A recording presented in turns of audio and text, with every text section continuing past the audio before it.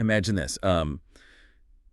The economy is tightening up, right? You've like aggressively slashed your grocery budget. Yeah, you're eating ramen for the fourth night in a row. Exactly. Just to make sure rent gets paid on time. Yeah. But your golden retriever, she is still dining on this $75 bag of wild-caught, salmon-infused organic kibble.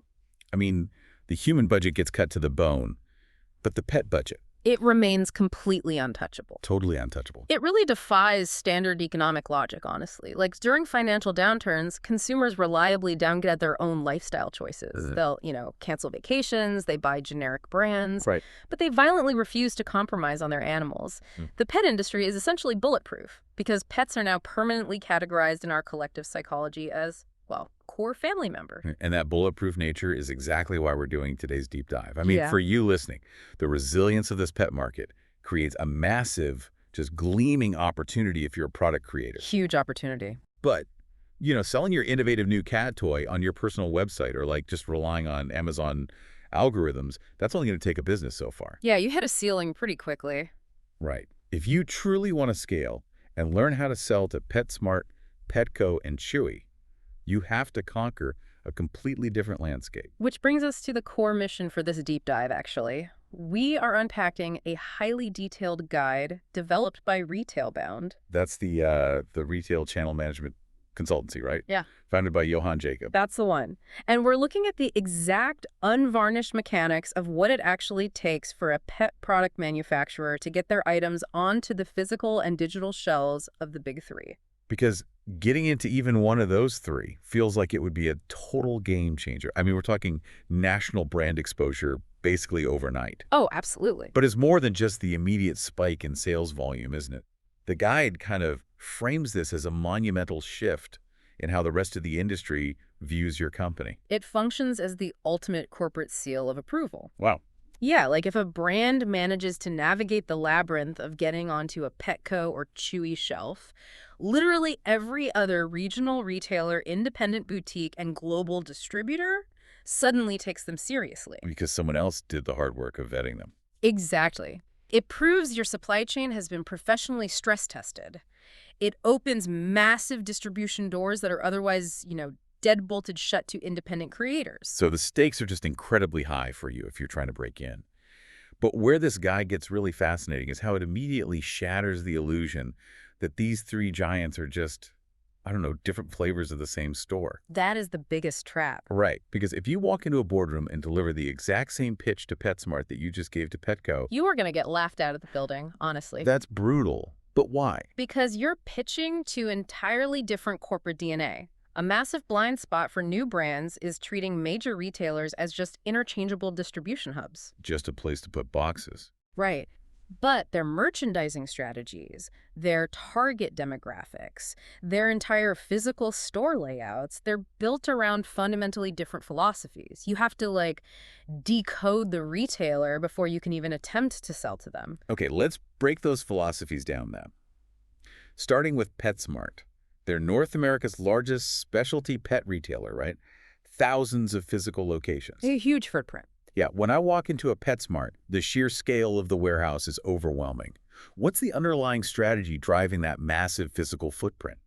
Well, PetSmart operates on the concept of being a complete destination. They realized years ago that if they only sell dog food, a customer might just, buy that on the internet instead. That's a fair point. So they combine traditional retail with a comprehensive suite of physical services that you literally cannot download. Oh, right. They feature grooming salons, veterinary clinics, dog training classes, boarding facilities, and day camps all under one roof. Okay, so the strategy is essentially positive entrapment. Pretty much. Like, you drop your puppy off for a 1-hour training class, you have some time to kill, so you wander the aisles, you get their shots updated at the vet clinic in the back, you grab a squeaky toy on the way out the front door. You never actually have a reason to leave their ecosystem. And because of that high dwell time environment, the products that thrive on PetSmart shelves need to appeal to that massive, broad audience walking the aisles. In that sense. They are looking for strong, everyday value. Reliable staples. They want items that solve the general day-to-day realities of owning a pet for, the average middle-class family. Okay, so let me see if I have this right. It sounds like PetSmart is your massive one-stop shop department store built for the masses. Exactly. But what happens if your product is highly specialized? Say you've developed a raw food probiotic supplement for senior dogs. A mass market shelf might just bury an item like that. Where does a specialized product go? That is exactly where Petco enters the equation. Okay. Over the last several years, Petco has executed a very deliberate, very aggressive pivot away from being just another general pet supply store. Right, I've noticed their stores look different now, Yeah, they have repositioned themselves specifically as a health and wellness destination. which would dictate a totally different shelf strategy for a creator. The guide points out they actively look for premium nutrition, clean ingredients, natural products, sustainable materials. Yep. They want the customer who, reads the ingredient label on their dog's treats closer than they read the back of their own cereal box. Precisely. They have cultivated a hyper-specific, health-conscious consumer base. If your product promotes preventive health, or uses environmentally sustainable packaging, or features single-source proteins, Petco is inherently set up to highlight those features. So they're like the high-end organic grocery store for your pet. Exactly. They want to be seen as the premium apothecary for pets, not just a supply warehouse. Okay, so that covers the physical brick-and-mortar landscape. Mm-hmm. But then we have Chewy, the online titan. The Chewy. Now, on paper, Chewy seems like the easiest pitch. I mean, they don't have physical store dimensions. They don't have to kick a competitor's brand off a physical metal shelf just to make 4 inches of room for your new cat tree. It's the internet. Digital space is infinite. Digital space might be infinite, but warehouse physics are absolutely not. Oh, good point. Chewy operates with an entirely different set of ruthless demands because their entire empire is built on logistics. They are essentially a hyper-efficient logistics machine disguised as a pet store. Driven heavily by their famous auto-ship program, right? Like the algorithm that just magically drops a 40-pound bag of dog food on my porch every 3 weeks without me ever even clicking a button. Right, and that auto-ship program requires absolute operational perfection behind the scenes. I could imagine. Chewy expects fast fulfillment, precise inventory data, and crucially, extreme packaging durability. Wait, durability. Think about the mechanical journey of a product. A dog toy sitting on a shelf in a PetSmart just has to look pretty under fluorescent lights. That exact same toy at Chewy is getting thrown into a bin, moving on high-speed warehouse conveyor belts, shoved into a cardboard box alongside a 30-pound bag of kitty litter, Oh, wow. and then bouncing around in the back of a delivery truck in the middle of summer. So if my organic dog treats are packed in these flimsy, beautiful, artisanal paper bags, they are going to arrive at the customer's door looking like a bag of sawdust. And when they arrive looking like sawdust, the customer demands a refund, Chewy loses money, and Chewy's internal algorithm severely penalizes your brand. Ouch. Yeah.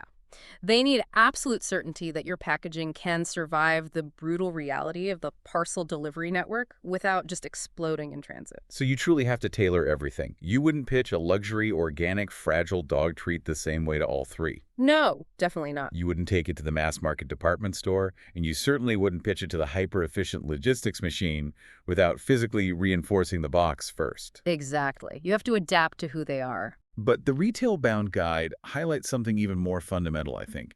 Before you even think about tailoring a pitch, you have to pass what they call the retail-ready reality check. Yes. And this is often the harshest wake-up call for most entrepreneurs. Understanding a retailer's DNA is entirely useless if your own house is on fire. Let's run through this operational checklist they provide because, man, it is dense. They mandate GS1 UPC barcodes, professional retail packaging, product liability insurance, competitive wholesale pricing. Reliable manufacturing capacity, and strict FDA regulation compliance if it's a consumable. Okay, let's pause on the barcode requirement for a second, because why does a multi-billion-dollar retailer care about the specific format of a little black and white sticker? Well, a GS1 barcode isn't just a sticker you print off some random website. It is a globally registered digital fingerprint for your specific product. Major retailers use automated multi-million-dollar inventory systems. If you try to save a few bucks by buying cheap, unregistered barcodes from a third-party reseller, there's a very high probability that code is already in use by another company somewhere else. Wait, really? So if I slap a cheap duplicate barcode on my new dog puzzle, what actually happens at the register? The cashier scans your $30 dog puzzle, And the system registers it as, I don't know, a 99-cent can of tomato soup. Oh, no. Yeah. Now multiply that error across 2,000 stores. You completely paralyze their automated reordering system. You destroy their accounting margins for the day, and you create an absolute operational nightmare for the staff. That sounds like a fast track to getting banned. It is. They require GS1 because it guarantees that your product's digital identity is flawless across their entire network. Okay, that makes sense mechanically. But put yourself in the shoes of a new creator for a second, right? Let's say I invent that interactive dog puzzle. I post a video of my dog using it on TikTok. The video gets 10 million views overnight. I am literally selling out of everything I can hand assemble in my garage. Demand is visibly, undeniably massive. Doesn't that viral demand speak for itself? Like, why would a buyer at Petco care about my product liability insurance when I have a guaranteed viral hit on my hands? Because to a massive national retailer, a viral product without a robust supply chain isn't a golden ticket. It is a massive liability. Really? But if I have 10,000 people in the comments begging to buy it, where is the risk? The risk is scale. Buyers evaluate every single product through the lens of risk mitigation. If a Petco buyer loves your puzzle and issues a purchase order for their 1,500 physical locations, they need tens of thousands of units immediately. Right. If your manufacturing capacity maxes out at 500 units a week from your garage, you cannot fulfill that order. And if I can't fulfill it, I'm just leaving empty spots on their shelf. Exactly. And empty shelves mean lost revenue per square foot, which makes the buyer look terrible in their quarterly reviews. Yeah. It frustrates the customer who drove to the store specifically for that viral item, and they might just buy it on Amazon instead, taking their wallet elsewhere. That makes a lot of sense. But what about the insurance part? Right, regarding the liability insurance. If a dog manages to chew a piece off your puzzle, swallows it, and needs emergency surgery, the owner is going to sue. And they won't just sue your garage-based LLC. Well, they go after the deep pockets. They'll sue the giant retailer who sold it to them. Exactly. So being retail ready is essentially building a massive corporate shield for the retailer. You are proving that you can supply the demand without causing a million operational headaches or opening them up to catastrophic lawsuits. So you're selling risk reduction just as much as you're selling a pet product. That is the exact underlying psychology of retail pitching. Which brings us to the actual approach. Once your manufacturing is bulletproof and your barcodes are registered, you have to initiate contact. And because we know the buyer is obsessed with minimizing risk, your approach has to answer what the guide calls the golden question. Yes, the golden question. The single overriding question a retail buyer's evaluating when they look at your product is this: will this product increase category sales and profitability? Okay, break that down for me, because obviously they want things that sell. Yeah. But you mentioned category sales specifically. Yeah. Why is that distinction important? Let's say you are pitching a new $10 squeaky toy.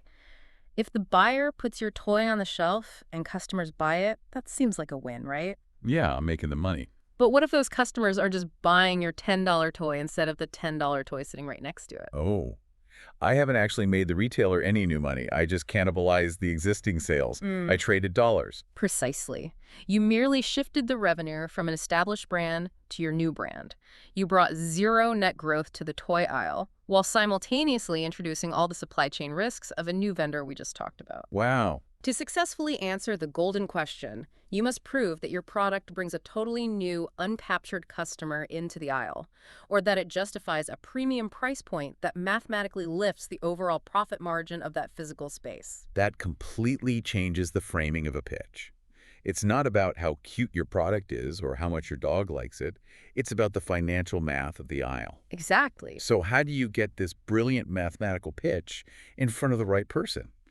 The guide is very clear that sending an email to a generic customer service address goes straight into a black hole. It is worse than a black hole. It's a complete waste of your energy. Major retailers divide their purchasing departments into incredibly specific niches managed by category managers. So there isn't just one person buying everything. Oh no, there is no single pet buyer. There is a manager dedicated exclusively to cat litter, another solely for aquatics, another just for dog supplements. Here's where it gets really interesting. This is exactly like applying for a job. You don't send your resume to a company's info email. You have to become a digital detective and find the specific hiring manager. Yep. The guide recommends using LinkedIn to track down the specific cat litter category manager for Petco, for instance. It also heavily emphasizes a platform called RangeMe, right?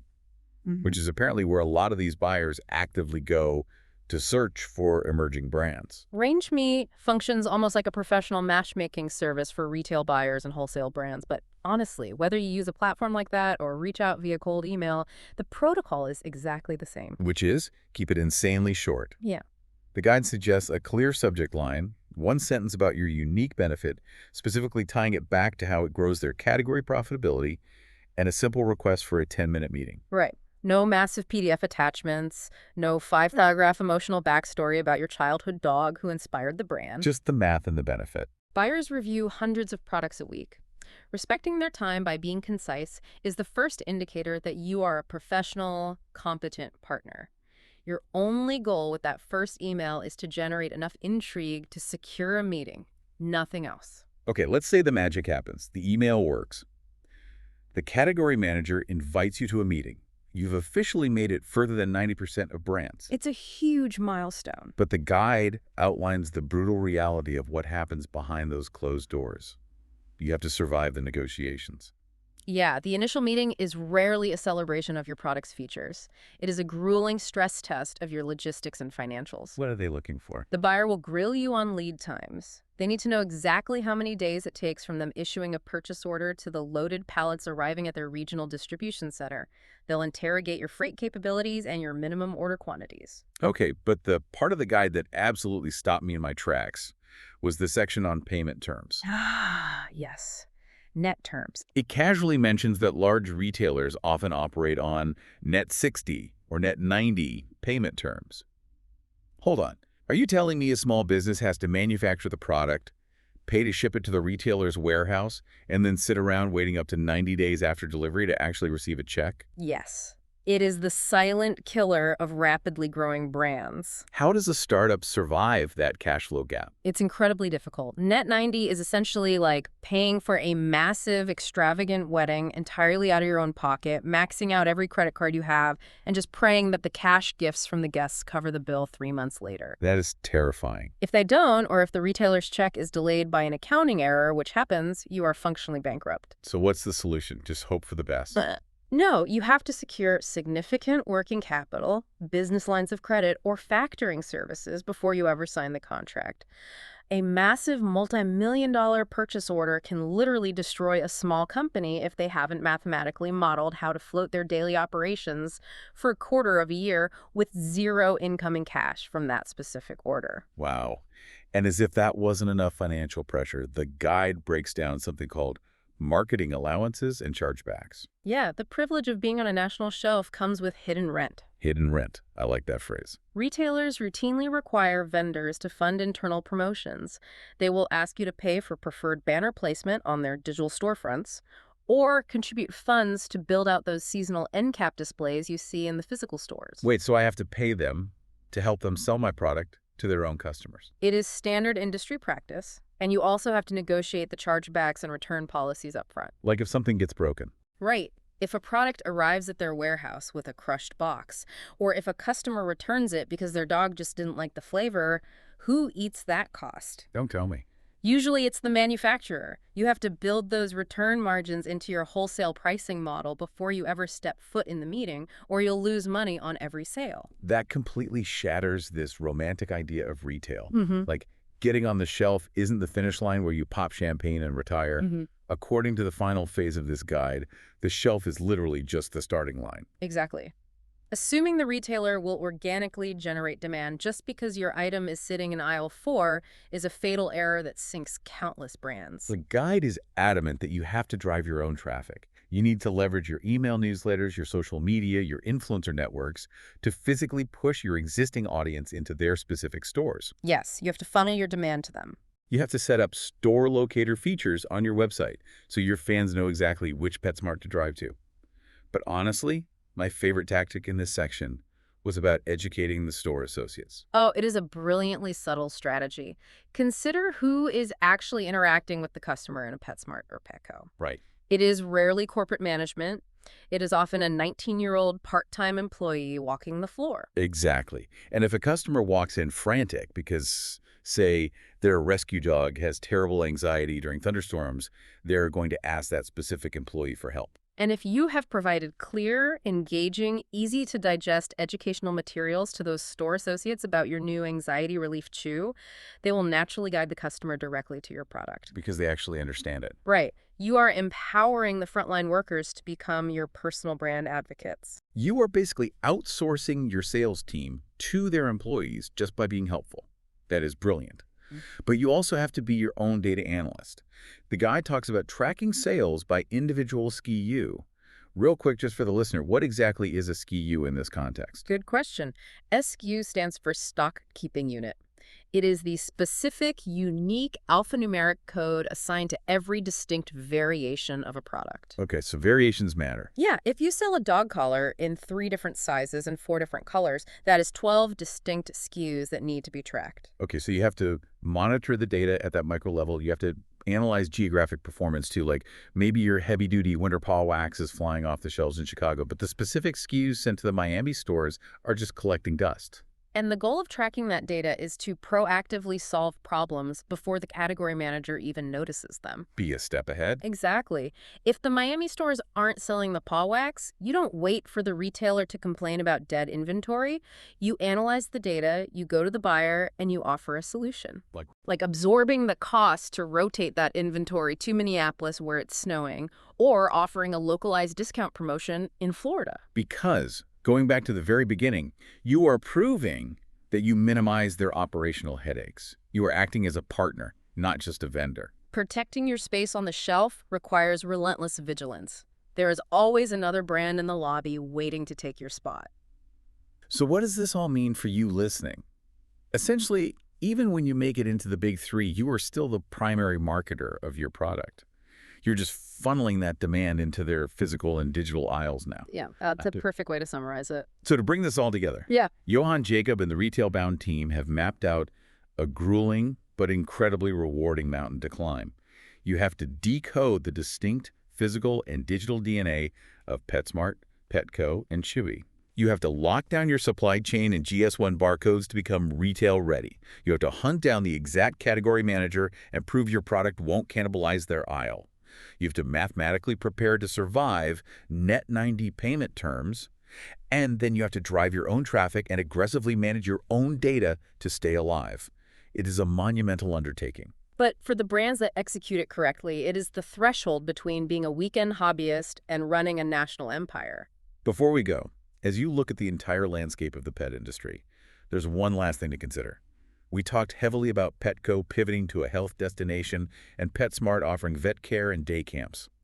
The line between a retail shelf and a physical service is dissolving rapidly. It absolutely is, and that leads to a really fascinating dilemma for the next generation of creators. No, so? Well, if Petco is functioning as a holistic health clinic, maybe the future of retail isn't just trying to sell a standalone vitamin in a plastic bottle on aisle 4.